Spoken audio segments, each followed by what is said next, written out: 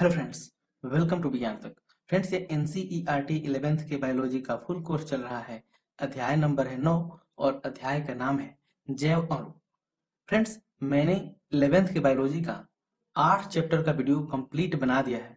अगर आपने ये सब वीडियो नहीं देखे हैं तो ऊपर आई बटन पे आपको लिंक मिल जाएगा या फिर नीचे डिस्क्रिप्शन में भी, जहां से आप दया करके ये 8 चैप्टर्स का वीडियो देख सकते हैं, ताकि आपको अच्छी से समझ में आ सके और आप जो ये अध्याय 9 पढ़ने वाले हैं अब, इस पे आपकी अच्छी पकड़ बन सके। तो चलिए बिना किसी देरी के आज की वीडियो को शुरू करते हैं। तो मैंने आपको बताया यह है अध्याय 9 और इसमें हम लोग जानेंगे जैव अणु के बारे में। मैं आपको बता देना चाहता हूं कि इस चैप्टर में हम लोग क्या क्या पढ़ेंगे। तो इस चैप्टर में हम लोग पढ़ने वाले हैं रासायनिक संगठन का विश्लेषण कैसे करें, यानी जो रासायनिक संगठन होता है कोशिकाओं में उनका कैसे विश्लेषण करना है। फिर जानेंगे प्राथमिक एवं द्वितीयक उपचार क्या होता है। उसके बाद बृहद जैव अणु, प्रोटीन, पॉलीसेकेराइड, न्यूक्लिक अम्ल, प्रोटीन की संरचना, ये सारा कुछ जानेंगे। इसके अलावा इस चैप्टर में और हम लोग जानेंगे एक बहुलक में एककों को जोड़ने वाले बंधों की प्रकृति कैसी होती है और शरीर अवयवों की गतिक अवस्था उपपक्ष की संकल्पना क्या होती है। ये सारा कुछ हम लोग जानने वाले हैं। फिर जीव का उपापचयी आधार, जीव अवस्था और एंजाइम्स, इन सब के बारे में हम लोग पूरा डिटेल में जानेंगे। तो चलिए अब शुरू करते हैं। इस जीव मंडल में विविध प्रकार के जीव मिलते हैं।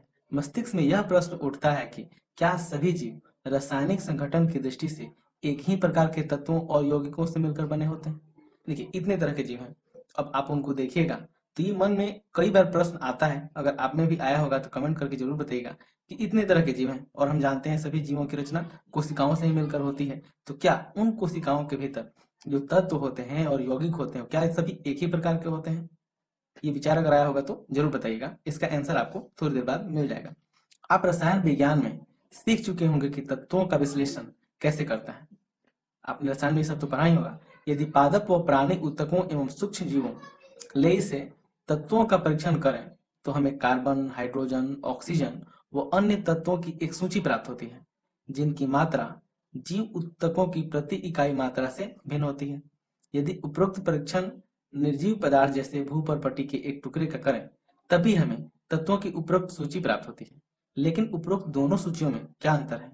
सुनिश्चित तौर पर आप उनमें कोई अंतर नहीं मिलता है, आपको उनपे कोई अंतर नहीं मिलता है। सभी तत्व जो भूपर्पटी के नमूने पर मिलते हैं वे सभी जीव ऊतकों के नमूने में भी मिलते हैं। फिर भी सूक्ष्म परीक्षण से पता चलता है कि कार्बन व हाइड्रोजन की मात्रा अन्य तत्वों की अपेक्षा किसी भी जीव में भूपर्पटी से समानता ज्यादा होती है। देखिए, जब सूक्ष्म जीवों का परीक्षण किया जाता है तो उसमें पता चलता है कि क्या है, तो कार्बन, हाइड्रोजन, ऑक्सीजन और अन्य सारे तत्व हैं जो उसमें मौजूद हैं। वैसे ही अगर हम भूपर्पटी पर किसी टुकड़े की परीक्षण करें, यानी भूपर्पटी यानी निर्जीव पदार्थों को भी अगर हम लोग लेकर और उसका परीक्षण करें तो हमें पता चलता है कि उसमें भी कार्बन, हाइड्रोजन, ऑक्सीजन मिलता है, यानी दोनों में एक ही तरह के पदार्थ मिलते हैं। ये आपको तालिका 9 में दिखाया जाएगा, मैं भी दिखा रहा हूँ तो आपको और क्लियर होगा कि सजीव में भी और निर्जीव में भी दोनों में एक ही तरह के तत्व पाए जाते हैं। फिर एक सजीव है एक निर्जीव है, ऐसा क्यों? आखिर जब दोनों की बनावट एक ही जैसी है, एक ही तत्व दोनों में है, सजीव में भी वही तत्व है, निर्जीव में भी वही तत्व है, तो फिर दोनों के गुण अलग कैसे हो जाते हैं? और चलिए इस आप टेबल को देखिएगा तो आपको अच्छे से क्लियर हो जाएगा। देखिए, ये है कि टेबल जिसमें आपका दिखाया गया है कि जीव और निर्जीव पदार्थ में पाए जाने वाले तत्व। अगर हम लोग ये देखिए, ये भूपर्पटी वाला है और ये मनुष्य के शरीर का है। इसमें हम चेक करते हैं तो देखिए, हाइड्रोजन जो भूपर्पटी पे अगर चेक किया जाता है तो 0.14% मिलता है, जबकि मनुष्य के शरीर में 0.5% मिलता है। यानी आप देखिए यहाँ पे हाइड्रोजन क्या है, भूपर्पटी की तुलना में मनुष्य के शरीर में अधिक पाया जा रहा है। अधिक को मैं ऊपर की तरफ एरो देख से दिखा रहा हूँ।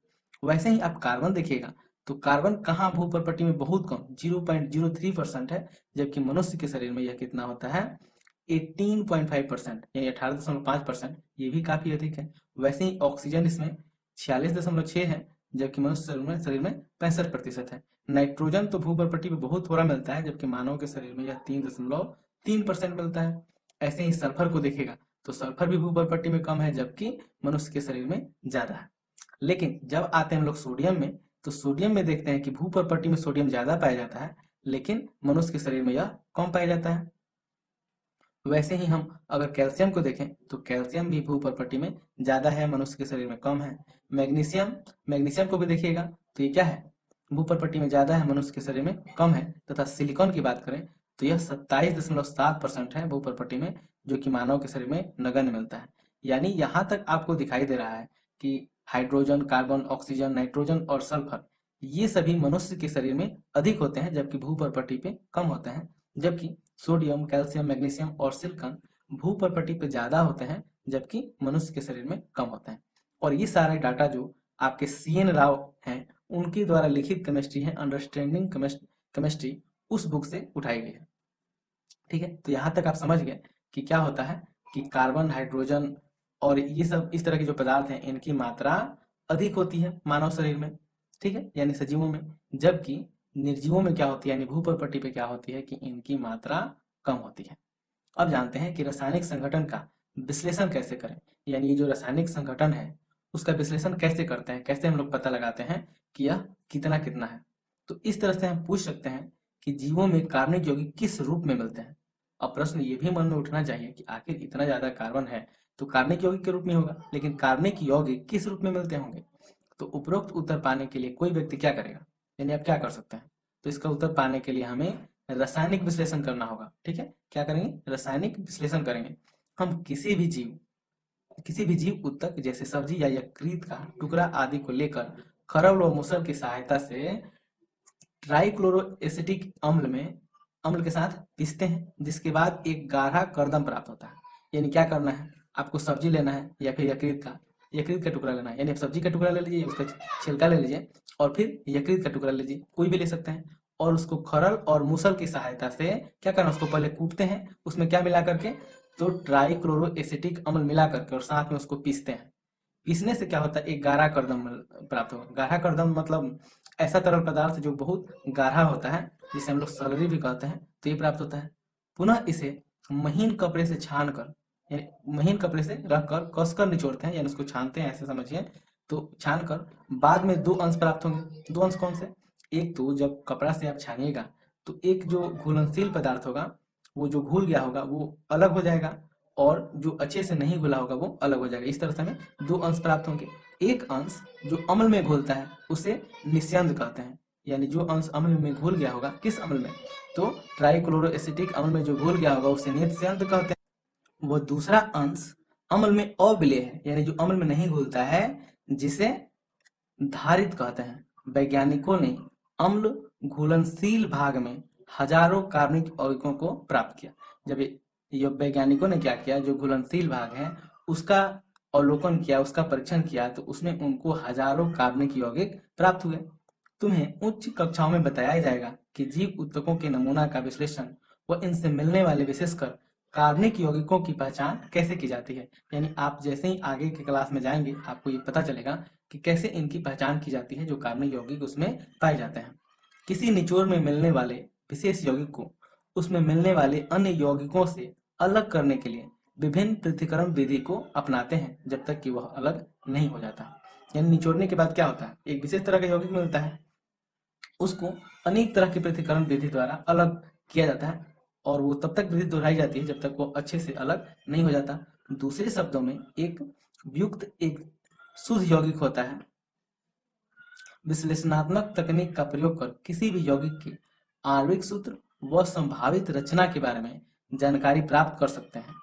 जीव ऊतकों में मिलने वाली सभी कार्बनिक यौगिकों को जैव अणु कहते हैं। यहाँ पे ध्यान दीजिएगा, ये याद रखना है जैव अणु का परिभाषा कि जैव अणु किसे कहेंगे, तो जीव ऊतकों में मिलने वाले सभी कार्बनिक यौगिकों को जैव अणु कहते हैं। यहाँ पे एक बात और ध्यान दीजिएगा, यहाँ पे बात हो रही है कार्बनिक यौगिकों की, अकार्बनिक यौगिक नहीं है। यानी जीव ऊतक में जितने भी यौगिक मिलते हैं जो कार्बनिक हो उन्हें हम जैव अणु कहते हैं। एक बार फिर मैं रिपीट कर रहा हूँ कि जीव ऊतकों में मिलने वाले सभी कार्बनिक यौगिकों को जैव अणु कहते हैं। लेकिन जीवों में भी अकार्बनिक तत्व या यौगिक मिलते हैं, तो ये आपको पता है कि अकार्बनिक तत्व भी मिलते हैं उसमें और यौगिक भी मिलते हैं। हम यह कैसे जान पाते हैं, एक थोड़ा भिन्न किंतु भंजक प्रयोग करना पड़ेगा। जीव ऊतकों पर्ण या अकृत की थोड़ी सी मात्रा को तौलकर, ठीक है, शुष्क कर लें, यानी वह नम हो, पहले वह नम कहलाता है, फिर उसे क्या करना है, थोड़ी सी मात्रा तोड़कर उसे शुष्क कर लेना है, जिससे संपूर्ण जल क्या होता है, वाष्पित हो जाता है, यानी जल वाष्पित हो जाता है। बचे हुए पदार्थ से शुष्क भार प्राप्त होता है। यदि उत्तकों को पूर्ण रूप से जलाया जाए तो वे सभी कार्बनिक यौगिक ऑक्सीकृत होकर के गैसीय रूप CO2 व जल वाष्प में अलग हो जाते हैं। यानी जो सूखे हुए थे अब उनको जलाएंगे तो क्या होगा कि जितने उसमें कार्बनिक यौगिक होंगे वो या तो CO2 में बदल जाएगा या फिर जल वाष्प बन करके वो उससे अलग हो जाता है। बचे हुए पदार्थ को हम लोग भस्म कहते हैं। इस भस्म में अकार्बनिक तत्व जैसे कैल्शियम, मैग्नीशियम इत्यादि मिलते हैं। ठीक है, तो यहाँ से आप पता लगा सकते हैं कि उसमें कौन कौन से अकार्बनिक तत्व मिलते हैं, क्योंकि उनको जलाया जाता है तो क्या होता है, जो कार्बनिक यौगिक होते हैं वो गैस रूप में परिवर्तित होकर के अलग हो जाता है। अकार्बनिक यौगिक जैसे सल्फेट, फॉस्फेट आदि अम्ल घुलनशील अंश से मिलते हैं। इस कारण से तत्वीय विश्लेषण से किसी जीव तत्व के तत्वीय संगठन की हाइड्रोजन, ऑक्सीजन, क्लोरीन, कार्बन आदि के रूप में जानकारी मिलती है। यहाँ पे इसको आप सारणी 1 में तो मैंने आपको दिखाया है जो ऊपर था।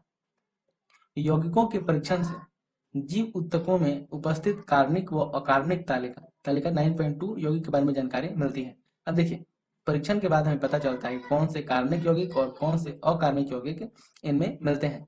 रसायन विज्ञान के दृष्टिकोण से क्रियात्मक समूह जैसे एल्डिहाइड, कीटोन, एरोमेटिक आदि यौगिक आदिकों की पहचान की जा सकती है, किंतु जीव विज्ञान की दृष्टि से इन्हें अमीनो अम्ल, न्यूक्लियोटाइड क्षार, वसा अम्ल इत्यादि में वर्गीकृत करते हैं। तो देखिए लेते हैं यहाँ पे उसमें कौन से कार्बनिक और अकार्बनिक अवयव मिलते हैं वो देखते हैं। तो यहाँ पे देखिए सोडियम, उसमें क्या मिलता है, सोडियम मिलता है, पोटेशियम मिलता है, कैल्शियम मिलता है, मैग्नीशियम मिलता है, जल मिलता है। और इसके अलावा कौन कौन से यौगिक मिलते हैं, तो ये मिलते हैं NaCl, sodium chloride, sodium carbonic है, जो मतलब इतने सारे यौगिक मिलते हैं। फ्रेंड्स, इस वीडियो में इतना ही। अगले वीडियो में इसके आगे मैं आपको बताऊंगा। यह वीडियो कैसा लगा है कमेंट करके जरूर बताइएगा। अच्छा लगा है तो लाइक कीजिएगा, अपने फ्रेंड्स के साथ शेयर कीजिएगा, खराब लगा है तो डिसलाइक कीजिएगा। यह वीडियो देखने के लिए बहुत बहुत धन्यवाद। बाय।